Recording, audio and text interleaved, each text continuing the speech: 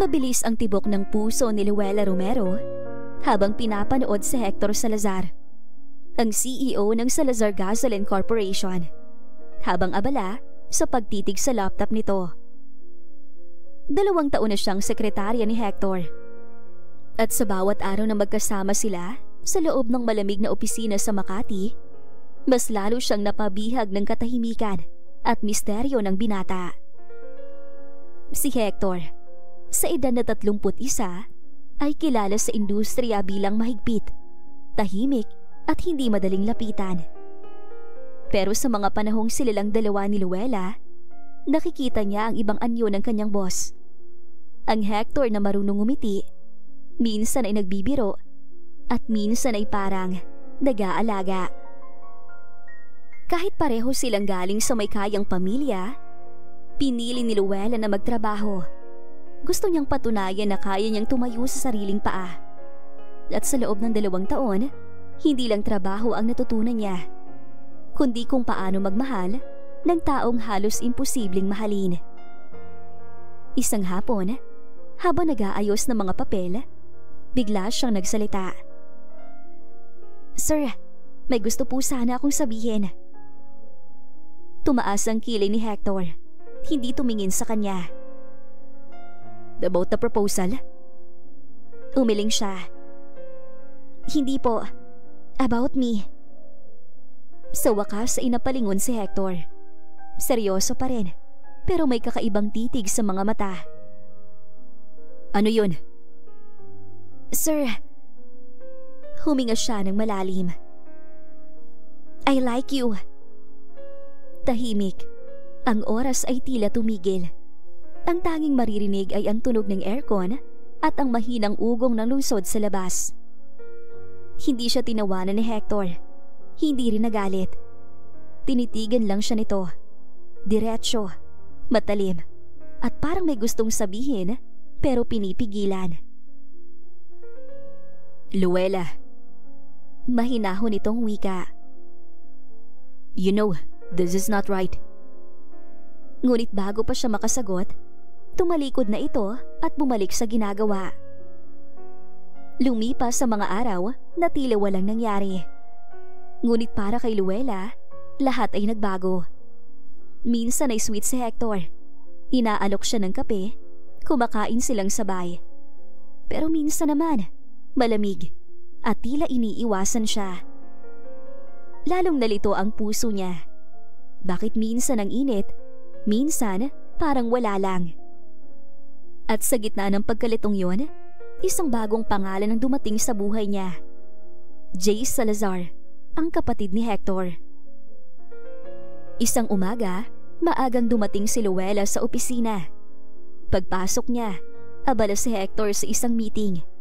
Naroon din ang isang lalaking hindi niya pa nakikita. Matangkad, maaliwalas ang muka, at may ngiting parang sanay sa hangin ng karagatan.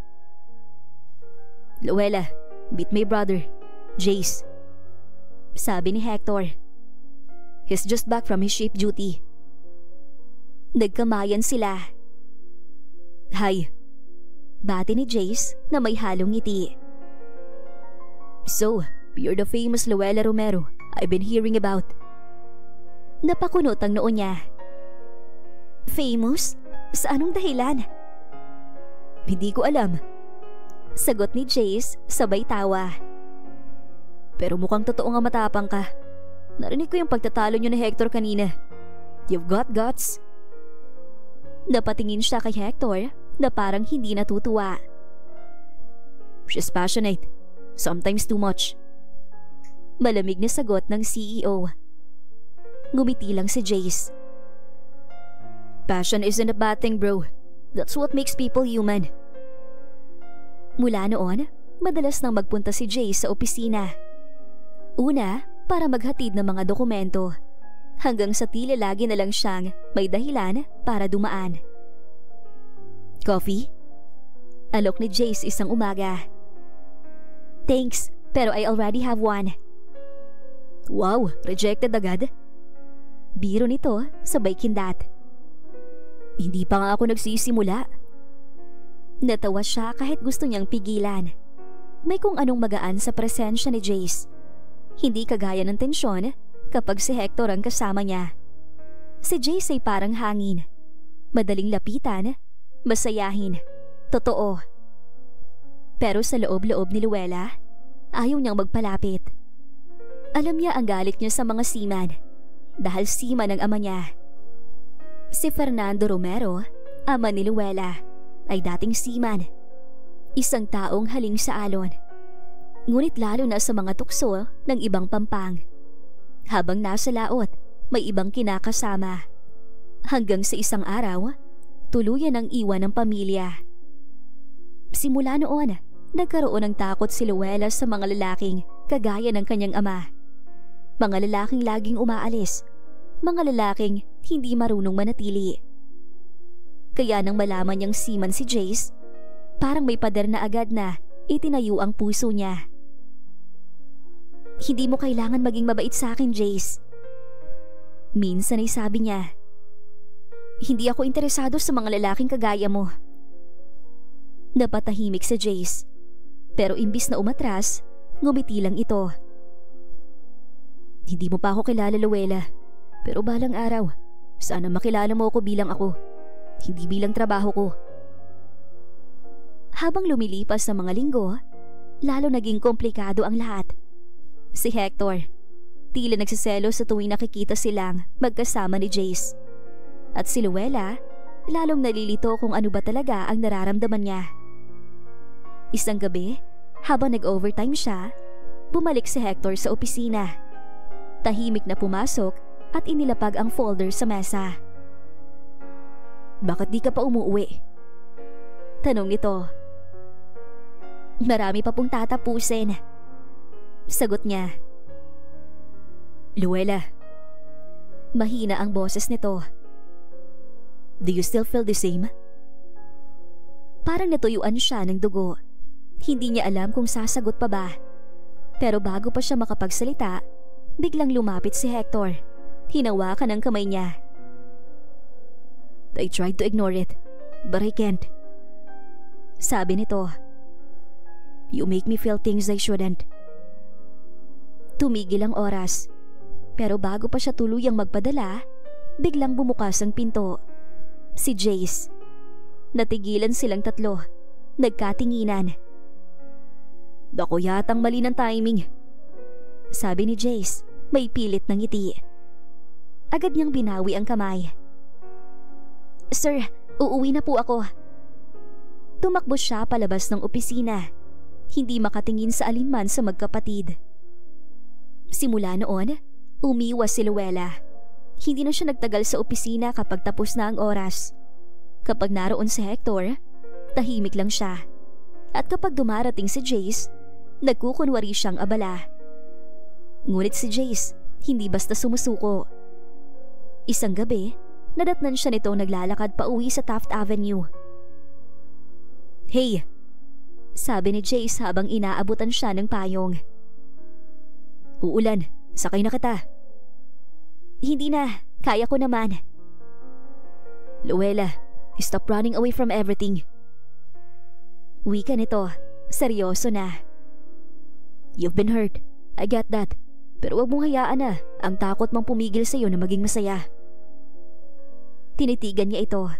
Sa unang pagkakataon, nakita niya ang lalim sa mga mata ni Jace. Hindi ng isang malalayag, kundi ng isang lalaking marunong umuwi. Isang linggo matapos yon, umalis si Hector papuntang Singapore para sa merger deal. Ang buong kumpanya abala. Si Luella naman, pilit nilalabanan ng kalungkutan. Pero tuwing gabi, naroon si Jace. Nagdadala ng pagkain. Minsan ng kwento, minsan ng katahimikan. Luella. Sabi niya minsan habang nasa rooftop sila ng gusali. Tanaw ang mga ilaw ng Maynila. Hindi ko hihingi na mahalin mo ako agad. Ang gusto ko lang, hayaan mong patunayan kong hindi lahat ng lalaki aalis kapag minahal mo. Doon siya napaiyak. Hindi dahil sa sakit, kundi dahil sa pag-asa. Lumipas ng ilang buwan. Bumalik si Hector. Mas seryoso Mas tahimik. Agad niyang pinatawag si Luella sa opisina. Luella, panimula nito. I'm sorry. I realize I care about you. More than I should have admitted before. Hindi agad siya nakasagot. Bago pa siya makapagsalita, bumukas ang pinto. Si Jace na naman. Bro, mahinahong sabi ni Hector. Please, let me talk to her. Umiling si Jace. I can't, kasi alam ko masasaktan mo lang ulit siya. Hindi mo alam ang lahat. Sagot ni Hector. Tumingin si Luella sa dalawa. Magkapatid, parehong mahalaga sa kanya. Pero sa puso niya, isa lang ang pinili. Sir, mahinahon niyang sabi. Thank you. Pero matagal ko nang tinanggap na may mga tao tayong mamahalin pero hindi natin makakasama. Lumapit siya kay Jace at sa unang pagkakataon, ngumiti siya ng buong tapang. At may mga taong hindi mo inaasahan pero darating para patunayang hindi pa tapos ang puso mong marunong umibig. Tahimik si Hector. Tumangulang ito. Tinanggap ang katotohanang huli na siya. Pagkalipas ng 1 taon, tuluyan na nagretiro si Jay sa pagbabarko. Nagtayo siya ng maliit na shipping consultancy business sa Maynila, katuwang si Luella. Isang umaga, habang nag-aalmusal, napangiti si Luella habang tinitingnan ng asawa. Hindi ko akalaing ganito tayo magtatapos. Sabi niya. Hindi to pagtatapos. Sagot ni Jace. Ito lang ang simula ng pusong natutong magpahinga. Habang pinagmamasdan nila ang kanilang anak na si Liam, naramdaman ni Luella ang katahimikan na matagal niyang hinanap. Hindi niya na kailangan maghintay ng lalaking magpaparamdam at mawawala. Dahil sa wakas, nakatagpo siya ng lalaking marunong manatili. Minsan, dumadaan pa rin siya sa harap ng lumang gusali ng Salazar Gasoline Corporation. Paminsan-minsan, nakikita niya si Hector. Masaya, may bago ng kasama. Tila kontento na rin sa buhay. At sa tuwing magtatama ang kanilang paningin, nginingitian niya ito. Hindi bilang nakaraan, kundi bilang bahagi ng kwentong nagturo sa kanya kung paano magmahal ng buo. Hindi ako nagsisisi. Bulong niya minsan habang nakatingin sa kalangitan ng Maynila. Kasi kung hindi ako nasaktan, hindi ko makikilala si Jace. At kung hindi ako natutong masaktan, hindi ko matututunang magmahal muli. Lumipas ang mga taon. Ang Maynila ay nanatiling maingay, puno ng usok at ng mga pangarap. Pero para kay Luella Romero Salazar, ito na ngayon ang tahanan ng pusong minsang napagod, ngunit hindi kailanman sumuko. Sa loob ng isang coffee shop sa Taft, nakaupo siya kasama si Jace at ang kanilang anak. Sa labas, ang mga jeep na bumubusina, mga ilaw ng poste, at ang kalat ng lungsod. Lahat yun ay tila nagiging simbolo ng buhay nila. Magulo, pero maganda. Maingay, pero totoo. Ma! Sabi ni Liam habang nakatingin sa mga ilaw ng EDSA. Bakit daw umiiyak ang langit kapag umuulan? Ngumiti si Luella. Kasi minsan anak, kahit ang langit, napapagod din. Pero pagkatapos ng ulan, laging may araw.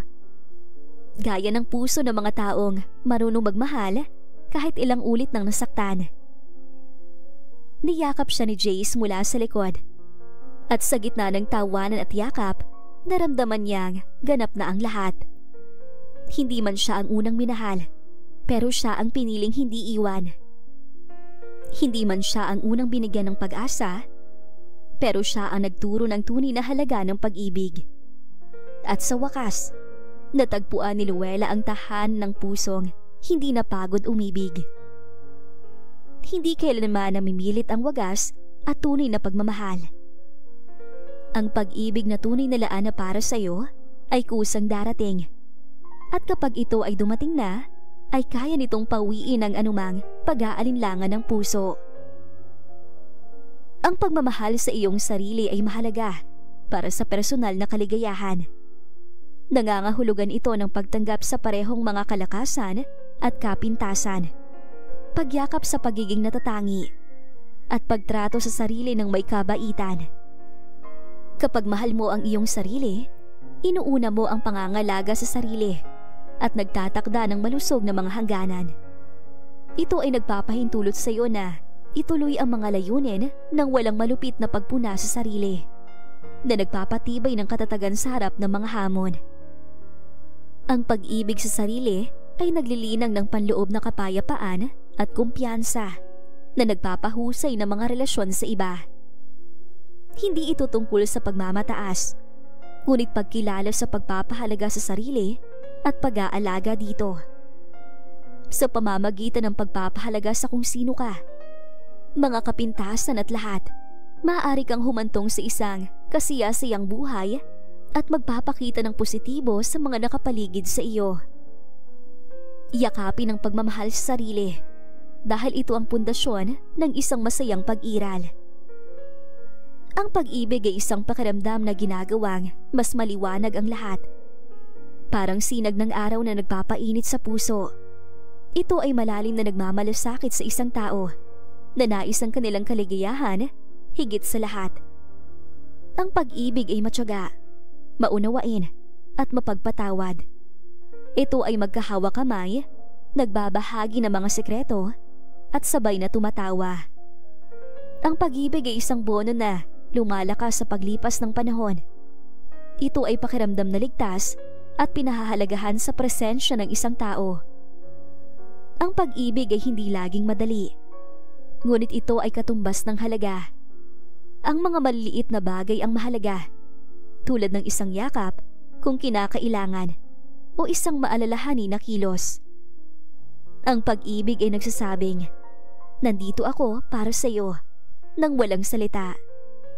Ito ang pinakamagandang bagay sa mundo.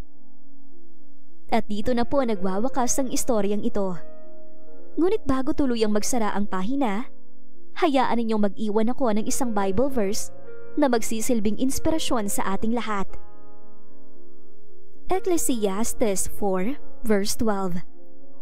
Though one may be overpowered, two can defend themselves.